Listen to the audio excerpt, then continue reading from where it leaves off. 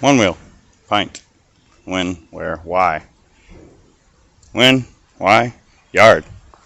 Anything, everything to do in the yard. Really, I find this thing's pretty limited to enjoyment to just the yard. There's not enough range. I mean, at best you're getting 8 miles out of it. That's if you're on all pavement and cruising at about 10 miles an hour. Granted, pushback starts at 14, so it's not really like you can do much more than that anyway. Feels incredibly slow when you take it on the road.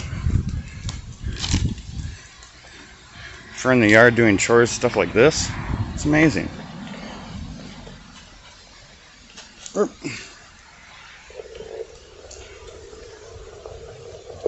Off-road is probably its really only ability. It sets it apart from anything else. And my unicycle will do pretty much everything it does off-road as well. Most of the time better. But doing this kind of stuff here when you're carving in the yard is pretty fun. Get you a nice little track beat down.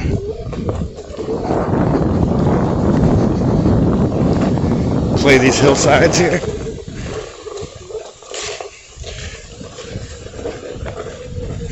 That's where it excels.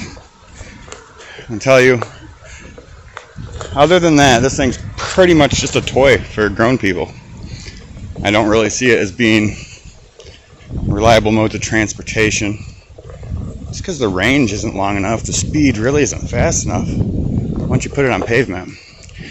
I mean, even the XR, tops are starting pushback at 16 miles an hour.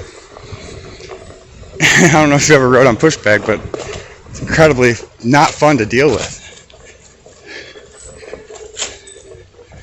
So, if you're looking at something for around the yard like this, that's pretty much indestructible. There's one thing I give this thing that's got over everything else is the build quality is amazing.